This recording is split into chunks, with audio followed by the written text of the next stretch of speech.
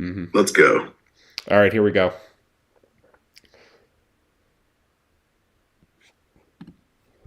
And boom, we are live. Good morning, Matt. It is Wednesday, November 16th, 2022. We're coming off of a somewhat frustrating Luka and Mavericks performance last night against the Clippers. However, we're hoping that's going to open some opportunities today on the back end of their back-to-back. Matt, how'd your evening go last night? Yeah, some frustrating games. The Mavericks were up a ton. Utah lost again.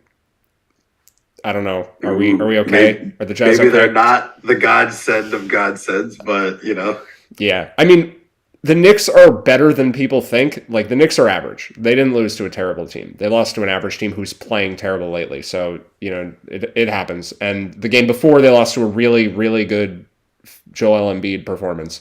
So, yeah, I'm not freaking out too much yet. But it would have been nice to get a win. But anyway, yeah, then we had the weirdness of the Spurs-Blazers game where all the questionable players ended up playing. Yeah, how did you end up playing that? We talked about that game yesterday. I ended up staying away. Did you end up making any plays? Yeah, so I ended up rooting for the game to have exactly an 8-point margin because with hedging and middling, that was the only way I was going to win. The Blazers won by 7. There was no point where it looked like it was going to be 8. They were up 5 and hit 2 free throws. That was the end of the game. But yeah, the line had opened at 7 and closed at 9.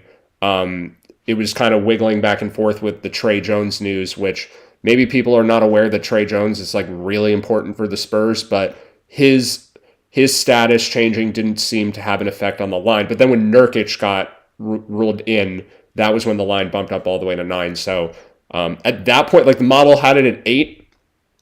It would have been cool if it landed at 8. That actually has happened once this season with Celtics Pistons, Jaylen Brown and Al Horford, and then Cade Cunningham. Like there were things on both sides in the middle hit, but not in this case. So anyway, yeah, yesterday was negative day, but kind of boring overall. And today will not be boring because we have everyone in the league is maybe playing. You can see some of it on the screen. That's only the top half of the games. The bottom half is, I can do a quick scroll here. There are a lot of big names listed here. And then I'm expecting we're going to start with Luka and this Houston Dallas game. But if we scroll up real quick, Zion, Bam, Fred VanVleet, low key one of the biggest point movers around. Some Magic's guys, Tyrese Halliburton's going to be worth a lot. So there's certainly a lot of things we're going to get to today. Yeah, and then not listed here is Nikola Jokic, who was ruled out last night. So that Knicks line, before we get into, I agree. I think we should start with Luka, but just to quickly talk about that for like a second, the Nuggets were favored by 9, and now they're favored by 3.5. And I actually think the 9 was going to be a bet on Denver. The Knicks coming in on a back-to-back from Utah to Denver. If the Nuggets were fully healthy, I think the projected spread there would have been like 12. So now we've lost like our edge from that. And it's projecting right where the point spread is because I think the drop from Jokic to DeAndre Jordan is undervalued by the books, but the Nuggets were undervalued to begin with, so those have canceled out. And now it's just fair. So there's no bet here for New York, Denver. Aaron Gordon doesn't really matter, as you can see. So, all right, on to Dallas, because that game, it would have been cool to bet on the Knicks for a lot of money when we got that news, but nothing to do now. So actually, I would like you to go to your Dallas tab if you don't mind. Oh, yes. Let's see. And for anyone listening who uses the spreadsheet, first of all, we're going to do a quick recap of kind of how this works. Matt did a large favor of posting this in the description, I believe. So there should be a link to this spreadsheet. And this is kind of the secret sauce, so to speak, that drives a lot of his decision making and a lot of the ways that we think about and talk about NBA spreads and totals. So, we have a morning set of projections we gather from somewhere in the industry. Sometimes we aggregate them, sometimes we make our own, whatever. But each player has, according to 538, an assigned rating, and that rating has an offensive and a defensive rating. Matt uses some spreadsheet math to create a net rating. And then we compare, the player with a certain amount of minutes followed by all the rotation players based on their certain amount of minutes, what that global effect has on the team. And therefore, once you have a team combination of things, then you can compare team against team. Now, there is a little more that needs to go into it, but it's basically like it's our version of like NBA Live 2K or whatever, right? Like we have player ratings. It's not necessarily on a 1 to 99 scale. It's more on a base 0 with plus or minus on each side, but it's pretty much the same idea. And we create a team total and a team spread more or less, and then compare them to each other. So, as we get into this Mavericks thing, you see, Matt, what do you see in this Mavericks rotation? Well, I just wanted to scroll down a bit because at the bottom, like when I have it up here, you can't see the full numbers for the team, but the Mavericks, this version of them, I think that always is the caveat. Like when we're talking about a team, it's this version, today's version of the Mavericks. With Luka and Dinwiddie projected to play 4.2 points above average offense, 1.6 above average defense, 5.9 overall. So then when we go back to the other page, it'll show. And that's based on a spread rating of them against a vanilla team, right? Yeah. So if the Mavericks played a totally league average team, let's call it the New York Knicks, because that's what they are. On a neutral court, Dallas would be. That's a compliment. Yeah, I guess for some people it is. For some people it's an insult. But whatever. That's what the Knicks are. Then the projected line on a neutral court would be Dallas -6. If you then account for travel and home court advantage, it can move whatever way whichever team's home. Yeah, we'll get to the home adjusted and the manual adjustments that we make. But mostly I just wanted to kind of bring up like how this kind of process works. And so we believe the biggest opportunity today is potentially Luka and or Dinwiddie resting today. So if you do want to scroll up, I think they're both above where you're sitting on the page. Okay, just quickly, we on the screen we lost you, right? Or do you see what I'm seeing? Yeah. I didn't know how to fix that, so I was hoping you could. Okay, hold on. I'm gonna. Did you erase Zoom by accident?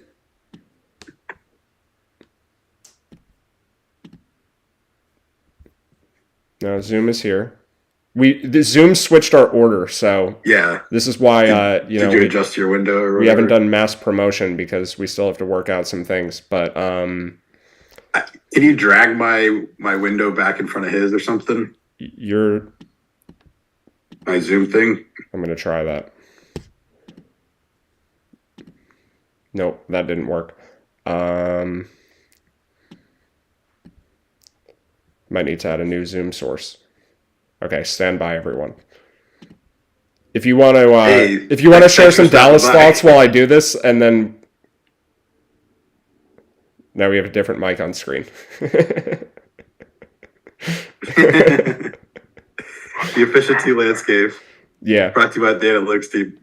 Yeah. What's up, Mike? So yeah, you're on now. We've replaced a mic for a mic. I'm gonna try to do a new Zoom source. If you guys talk about whatever for a minute, and then I'm supposed to be just the guy in the chair. Why am I on screen? That's what we're trying to figure out here. No, but like I said, the biggest edge today we believe is Matt saw a piece of news. He shared it around midnight last night with us, and if Luka sits on the second night of a back-to-back, that obviously the Mavericks are clearly worse, right? And so we are trying to navigate exactly how much worse and exactly to what degree worse they become. Also, what makes it even more interesting is that Dinwiddie is definitely a part of this conversation too. They played 39 and 40 minutes last night in this game against the Clippers. So, if they both sit, then there's a bunch of usage things to go around. I mean, literally nobody else on this team likes to handle the ball. So I'm not really sure what happens. Is it Campazzo season? Like, I didn't even know he was on this team. I thought he was still in the Nuggets. Dinwiddie props look real appealing if Luka's out. So, Luka, I know the news was, tired with coming off the Eurobasket and all the minutes he's playing, but it's also the usage. He's at a usage pace that has not been seen before, probably since Russ MVP season. So clearly seems like a spot for Luka to sit, and Dinwiddie to do his time for me to shine. He does have the biggest alpha in the whole league, I feel like, where like the entire team, they know their role more than any other team in the league. Like, all right, we have our camera. We're good, I think. cool. Can you see it? Does it look good to you? Yeah, we're all good. Okay, so yeah, Campazzo for sure. Frank Ntilikina is interesting to me because he is like a no offense, like pretty good defense player. He was projected for 0 minutes before, he's projected for 0 minutes now, assuming that they're healthy. But if he's playing, clearly you open those minutes up, they need to go somewhere. Yeah, and I think like I'm more interested actually in the under for this game than I am in the Rockets by a significant margin. So if I had to rank where I'm looking here, I think it's the under, maybe the Dallas team total under, then the props, and then the Rockets. Because if we go back to the projected lines, Dallas is minus 13 here. And that is with a significant manual adjustment against them for the fatigue. Like normally in this manual adjustment column, what I am adjusting for is that points at the fringe of like a blowout are not as relevant because the starters are less likely, for the winning team, the starters are less likely to even be in the game at that point. But I'm actually dinging the less efficient team in the fourth quarter. Yeah, so I'm actually dinging Dallas by more than I would normally do for that because of the reports that they're tired. So because I have that there, like I've manually downgraded the Mavericks by like a point more than what I would normally do. Luka is actually worth less because Luka is basically the whole Mavericks, he's a much larger chunk of that team in terms of usage than like any star player is on any other team. So if I'm going to essentially downgrade the Mavericks for rest, then I also have to downgrade how much Luka matters to the team. You understand what I'm saying? Like the difference between... No, I'm not following. Okay, so the difference between Luka and Campazzo on a normal night versus the difference between this Luka, who's very tired, and Campazzo is a narrower gap. Because this is not full-strength Luka. Right. So my estimated rating, so Luka Doncic per 48 minutes has a Raptor rating of 8.7. Normally... Raptor rating, shout out to 538. Yeah, that's their system. I love it. I think it's awesome. We can get into that on another show, why it's good. But whatever. That's what we're using right now. Normally, a player of that caliber who plays Luka's minutes with mediocre backups is going to be worth 7 points to the spread. But I think this version of Luka is worse than that because he played last night in a close game. It's a back-to-back. So I have him only worth 5. But normal Luka Doncic with full rest is worth 7, maybe even 7.5. So I'm dinging Luka as a player, and that's what's factoring into all of what you see on the screen. Gotcha. So what that also means is that if he's ruled out, it's not as big of a deal for the Mavericks as it would have been otherwise, because this is the version of Luka that is complaining about being tired and played last night. So what all that adds up to is that he should be tired of complaining to the refs. Whatever, he's complaining to somebody for sure. He was complaining a lot to the refs last night. I know. I was I fell asleep with that game on, and it's just, oh my god, he got teed up, and it's just, I don't know. It's just part of being a young superstar that I have to respect, but it gets so tiresome. Yeah, his technical was more deserved than Jason Tatum's the other night, which already got rescinded. He basically just clapped and looked in the air, and they called him for one. But just to stay on this Luka thing for one more second, the overall, the summation of this is that we're not going to get a good bet on Houston unless both Luka and Dinwiddie are out. I think people will be very surprised. This is what I anticipate happening, or it's one of the more likely outcomes, is Luka gets ruled out, and this spread only moves from 9 to 7. And people who don't understand this are going to look at that and be like, why is Luka Doncic only worth 2 points? They're going to be very confused because he's generally worth a lot more. And one of the easy answers is this line is already moved to where it's at now.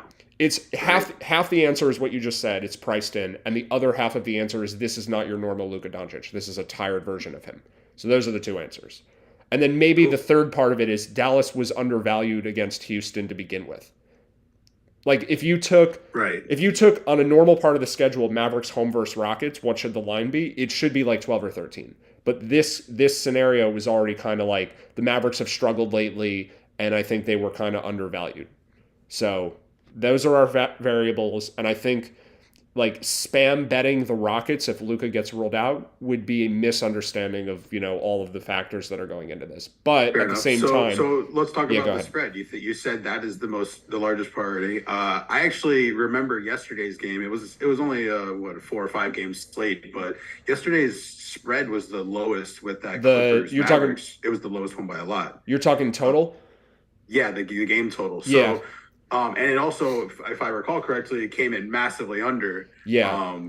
Even though it ended up being a pretty big battle. So, I guess I don't know enough about how the chess pieces interact with this game total so much, but we obviously have talked a lot about Trey. We'll get into Trey plenty of times in this show. He's a fascinating case study, but Luka's clearly efficient with the ball. To what degree do you think he affects the spread here, or the total, excuse me? So the one hard part that I don't have the ability to do, and now I've got some betting lines on the screen. We're gonna be site agnostic here. I can click any sportsbook, whatever. They're all pretty similar right now. They're within a half point of each other. The hard part is I don't know what the fair total should have been to begin with. We have a model on the screen for projecting spreads. I don't have one for projecting totals. What I'm going to assume is that the same information that's baked into the spread is baked into the total. So Luka is an important player for overs. Maybe the total would have been 223 or 224 in a different situation, just like the spread might have been 12 or 13. So I'm going to assume we're already looking at like a 3-point tax for the information we already know. But Luka's offense, so Luka's different than Trey because he actually he plays some defense. He's not good at defense, but he's not Trae Young, the worst defender for a point guard in probably NBA history. So he's not Trae Young like that, and I don't think he drives the pace like Trae Young.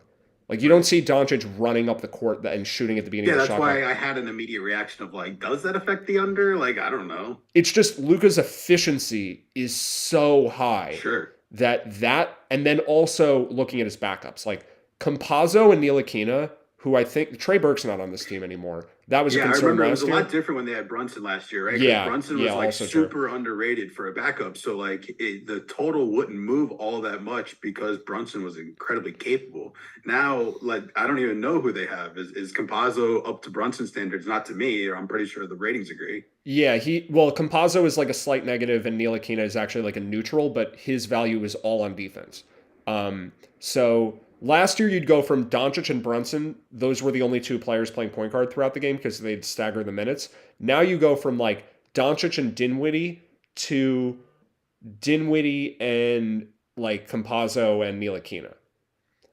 I'm assuming. And then if you get Doncic and Dinwiddie both not playing, that would be an even bigger drop. The offense does seem a lot worse. I agree. Yeah, the offense is a lot worse, but I think those are not pace-driving players they have off the bench. The reason I brought up Trey Burke is because last year he wasn't good, but he was semi-decent offensively, bad defensively, and played pretty quickly. The offense would still have a decent pace with him.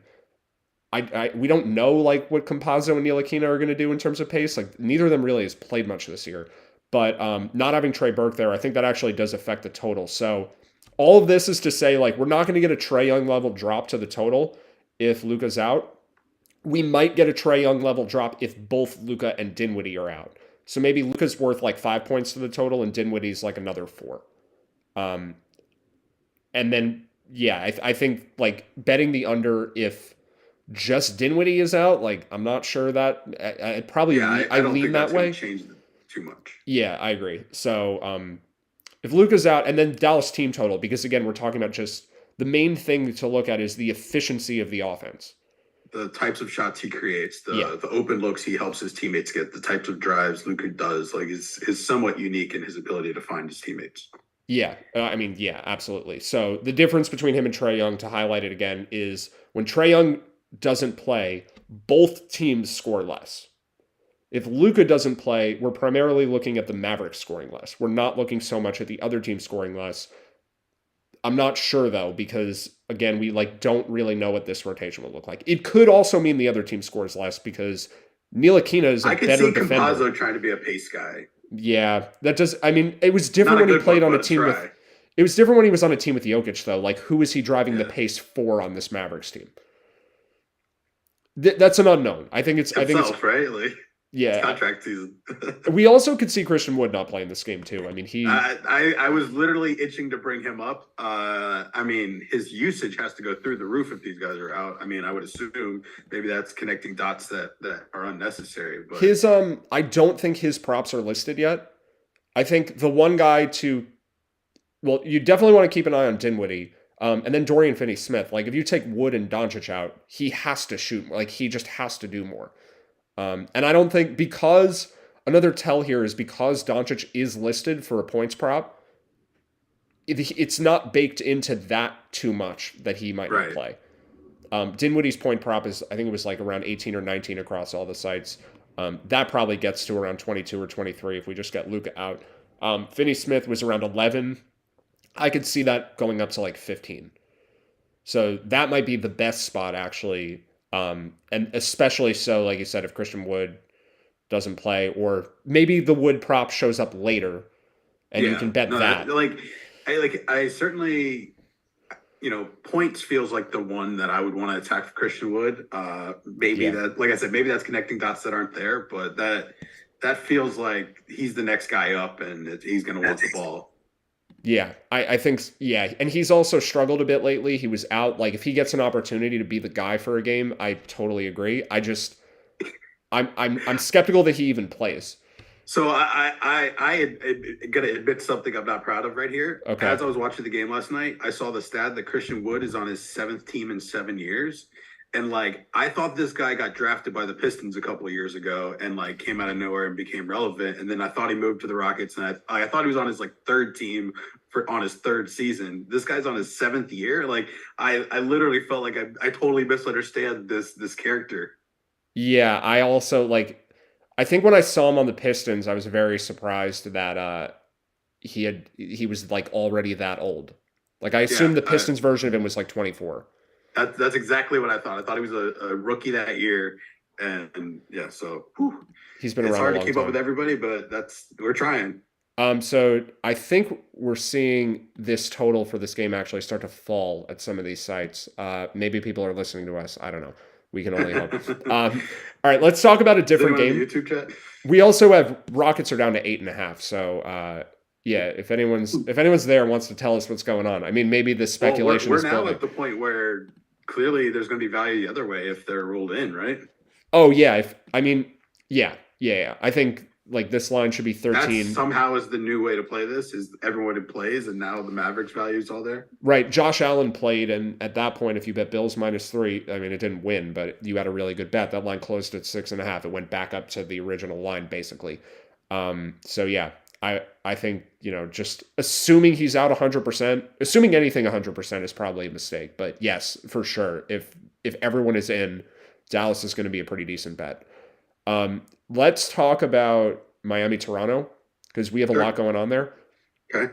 Okay. Let me. Matt, one thing before you jump to that game, you were talking about Finney-Smith. His line is actually 10.5 points now, and he's been scoring 21 last night and finally hitting threes. I mean, he was going to regress to the mean some because he's been shooting so poorly from threes. So, again, if one of these, if-then situations, if Luke is out and somebody's points is going to go up, it may be Finney-Smith, like you said, more so than Dinwiddie, or along with Dinwiddie, especially with the line that low at 10.5 right now. Yeah, that sounds good. And yeah, if you're, again, like we talked about yesterday, if you're at a site where you could like cash that out if it doesn't work out, or you could just hedge it and take a loss, right? Like if you bet Finney-Smith over now and then everyone plays, that line doesn't seem to be set at a point where it'll drop if Luka's in.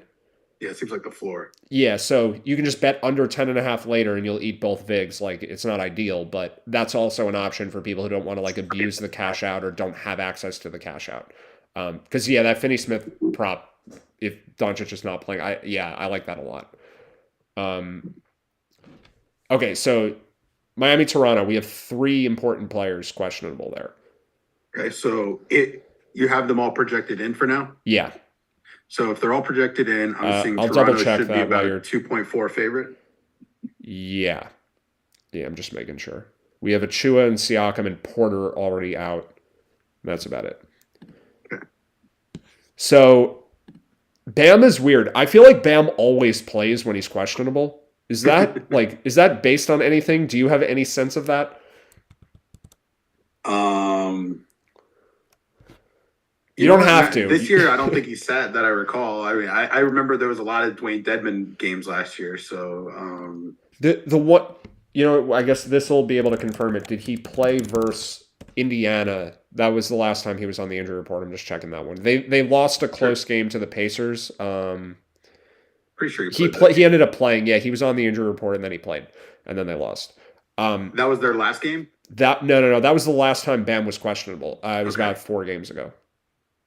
3 games ago. So I'd say we don't have a great sense of that. Has Fred VanVleet played recently? No. Okay, so he hasn't played since he's been questionable. Sort of. He left that Thunder game early with an illness in the third quarter or in the fourth quarter, and then he didn't play in Detroit. And then Gary Trent, who had been playing, also didn't play in Detroit. Like, this team is really thin, but I don't know. The Raptors have been just so annoying for betting purposes because they have a lot of players who actually rate very well. And as a team, even without Siakam, who his rating has gone up a decent amount this year, he's up to a 2.3 net. Even without him, even without Otto Porter, who we talked about a lot last year, is like one of the more underrated bench players in the league. Even without those guys, they're still a 4.8. And then if you remove VanVleet and Trent, like, you're still at like a neutral team. Like, it's not even a terrible team at that point because Barnes is good, Anunoby is good, Boucher is good. Banton went off the other night too. What's Banton's rating? I mean, he's a slight negative, but he's a fine backup point guard. Like, there's nothing. Yeah. He's not a huge downgrade or anything off Gary Trent. That's like a point or so, maybe 2 points. It's not a big deal. Yeah, he's fine. Malachi Flynn has a slightly positive rating. So does Thaddeus Young. Here. Like, this team is undervalued in. I think this team is undervalued in all scenarios. I guess, this game is more about bet timing than anything else because I think the Raptors are going to be a play at some point in some way, some way or another. It's just a matter of if Bam gets ruled out now, you bet them immediately. If we get VanVleet and Trent confirmed in, you bet them immediately. But if we get all 3 questionable up to game time, that's a very difficult. I'm not really sure how to handle that. Yeah, no, it kind of causes some paralysis to some degree, and I generally would expect the Trent and VanVleet news to arrive at the same time. Yeah, that's probably right. Game, so I'm imagining worst case scenario at 7:10, you'd get that news. Yeah. So okay, one other. Yeah, I think you're right. And then we have to probably think about the total here too, because those players have. So right now the Raptors are slight dogs. Yeah. We think they should be 2.5 point favorites if everybody plays. Yeah. And then clearly if there's a scenario where Bam's out and the Raptors play, then there's going to be 6.5 points. It looks like of Raptor closing line values off of what the current lines are. So what do you think here? What else do you think here? Well, my hunch first of all on who plays is I think everyone listed here plays. Neither team played yesterday. Neither team plays tomorrow. I think sitting guys against the Pistons was more like roster management and injury management than it was like a cause for concern about a serious issue, because that was also the second night of a back-to-back. So the Raptors' last 2 games, they played at Oklahoma City and then flew to Detroit and played the next night. That was Sunday, Monday. So, yeah, Sunday, Monday. So, that was a kind of a rest spot anyway. I'm actually, do I have that wrong on the schedule? I think there might have been a game in between there. That feels right. I'm just going to double check it. I think there might have been a Pacers game in between those. Let me just see. I think that was 3 games ago is my assumption. All right, let's just make sure we have this right. Yeah. Okay, no. Friday, Saturday was the back-to-back. So it was their third and 4 nights on Monday. Okay. So just quick recap. Friday night, they were in Oklahoma City. VanVleet left early. They lost pretty big. Saturday night, they were at Indiana. VanVleet didn't play. Trent played, and they had a lead throughout most of the game and ended up losing by 14.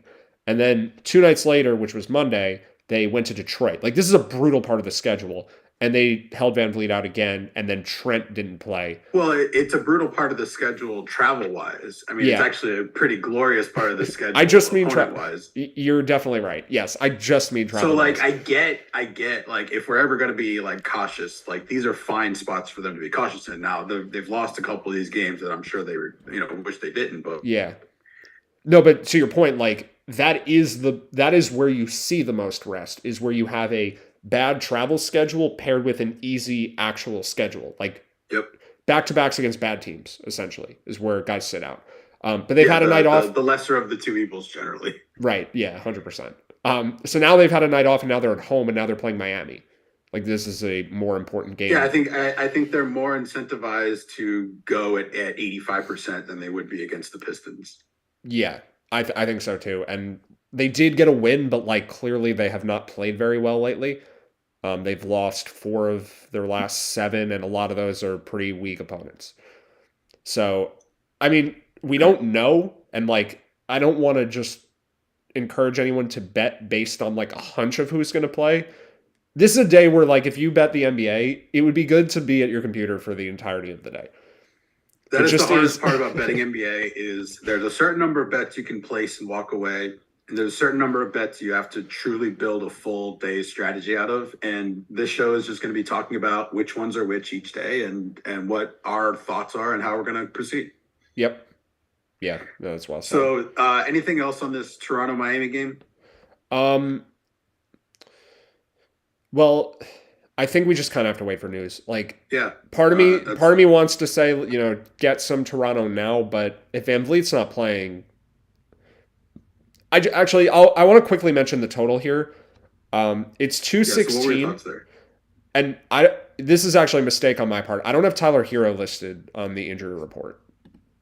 Okay, he's worth usually about 1. He's worth about 1, but he is a disproportionately over player. He's projected out, so he wouldn't. Yeah, if he were in, it would actually be a bump to Miami. Yeah, he hasn't played. That's the type of player that definitely affects the game total, I think.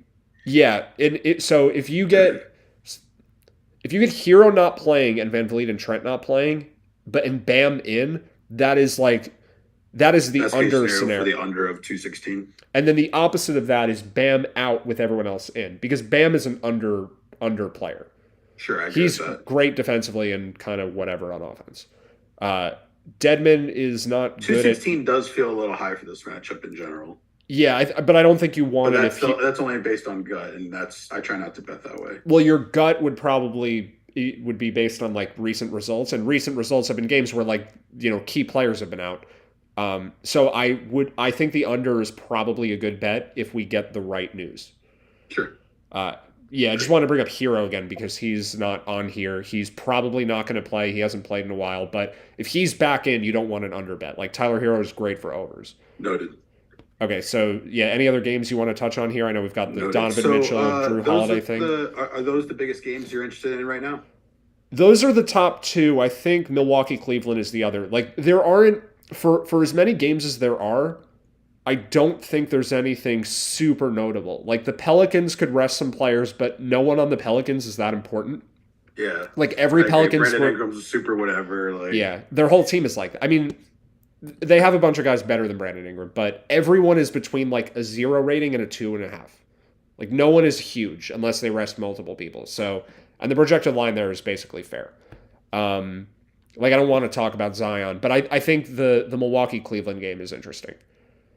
Zion sat last night. Yeah. I'm assuming the matchup was against the Blazers. I mean, they were playing Memphis. Memphis, he played against Portland and sat against Memphis. If there was a game for him to play, like if it was a rest management injury type thing or rest management non-injury type thing, Memphis is the divisional opponent that they're trying to chase down. Chicago is in the opposite conference. You take that as a serious sit, not as a... Yeah. I agree with that. I was just trying to think the opponents through. So I think that decreases his chances of playing today. Yeah, 100%. Okay. Baseball trades, doesn't matter.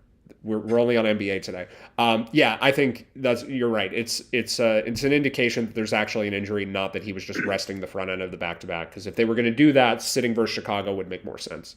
Yep, I agree with that. So with Mitchell and Drew Holiday, Drew practiced yesterday after missing a couple games in a row. Mitchell, we didn't get an update on whether or not he practiced, and he didn't play on Sunday against Minnesota. That was Cleveland's last game. So I think Drew Holiday is way more likely to suit up than Donovan Mitchell is. And we already have like a bit of value on Milwaukee.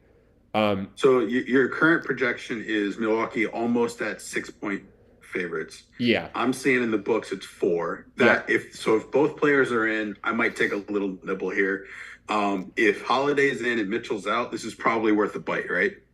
I mean, it's going to look like an incredible bet. For some reason, it doesn't seem to be accounted for that Jarrett Allen's not playing. Like, he was already ruled out. Like, the line opened at 4 and is still 4. I don't know. Maybe it opened after that update. I feel like it didn't, though. That came pretty late yesterday. So, Cleveland seems pretty overvalued. How important is Jarrett Allen? Yeah, let's take a look. My instinct is I don't know how positive of an overall player he is. He's a 1.3. The issue is Robin Lopez plays when he's out. And Lopez is reasonable, or is he terrible? Robin Lopez has a negative 5.4 rating. Whoa, baby. Okay, yes. We may have found a player who's worse than DeAndre Jordan, at least in the projection. We made somebody on Robin Lopez assist props last year for some reason. That sticks out in my mind. I had a Robin Lopez double-double bet where obviously points and rebounds is what you're expecting. And in that game, he had 11 assists and 10 points and like 3 rebounds, and it won that way.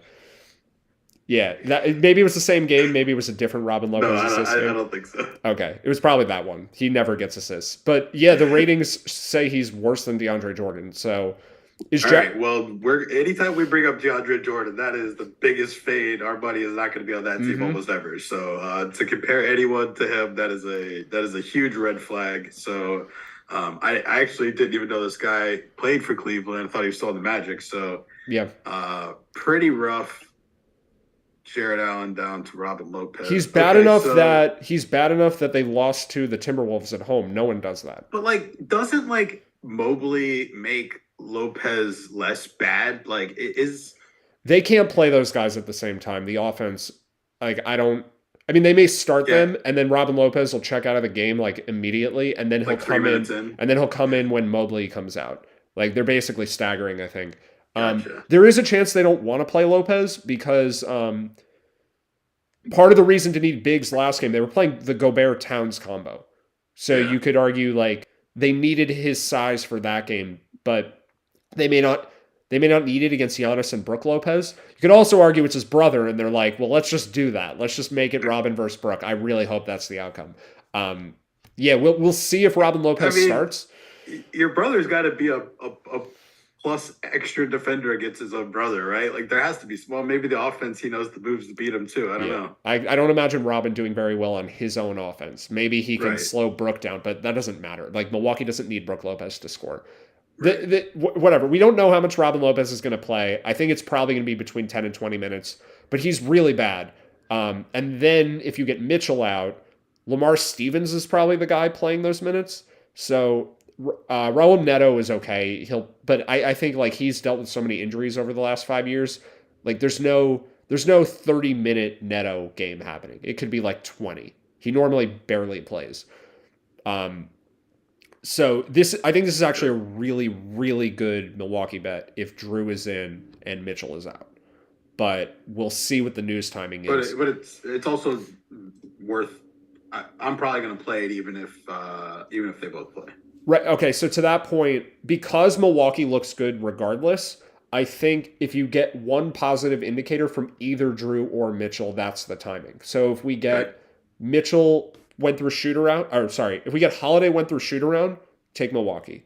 If we get Mitchell didn't go through shoot around, take Milwaukee. But if the first update is Mitchell went through shoot around, I think the line could drop a bit and then you could just get it at a better number. That would be the reason. That makes a lot of sense. So I think it's a little easier than the Miami-Toronto game because we only have one guy on each team. And I'd also be really surprised if Drew Holiday doesn't play tonight. Sounds good. So that game looks pretty good. Any other games you want to talk about? Want to take a look at props? Do we want to wrap it up at 11? I think we can wrap it up. We that was a pretty dense 40 minutes or whatever we just had. unless you've got something else. Most of these other games look like fair lines. We haven't mentioned Tyrese Halliburton, but I think that basically moves you from like let's just go through the injuries real quick. So Halliburton is worth about 2.5 points. Yep. Currently that line is about efficient. And so as long as if Halliburton's in, it's a stay away. Halliburton's out, you might want to consider taking Charlotte, but Charlotte's a team I'm kind of they're on my short-term restricted list a little bit. Sure. I just want to see a little more, so that might be one I avoid, but I think I might be leaving money on the table doing so. I mean, not much, because I think the current line is set like almost to a midpoint. Like this line probably moves to around 3.5 or 4. You're talking like 1.5 of value with Halliburton's out, so gotcha. It's nothing crazy. Like they'd be a half unit fringe bet type thing. It's not going to be a ton. All right, Wendell Carter worth a little. Paolo Banchero worth a little. This line's pretty efficient right now. Yeah. Neither of those players is good enough where we can get excited about anything in terms of the spread for this game. I think I agree with that. I think they're on these lower games. Just one possibility for this is if Carter and Banchero both don't play, there is a bit of a compounding effect sometimes that I can't really put here. Like it's Carter is worth 1.5 or so by himself. Banchero is worth 1.5 or so by himself, but they could be worth like 4 or 5 if they're both out because of how bad the guys that would have to enter the rotation are. Yeah. All right. So we're talking about the difference between the ninth and 10th guy in the rotation having to play together.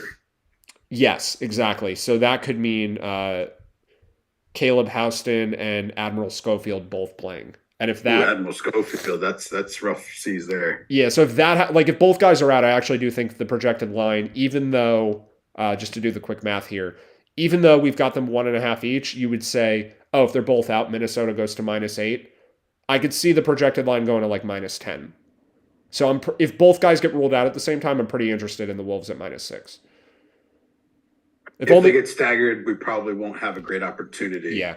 Because it'll probably move a little bit on each piece of news. And then, but yes, and it's worth noting that teams do sometimes release it together. Sometimes they don't. It kind of just depends on how much of a game time decision certain guys are. Yeah, it's always, it's kind of a guessing game there. But yeah, we sometimes get one, we sometimes get the other. Hopefully in this case, we get them both ruled out at the same time.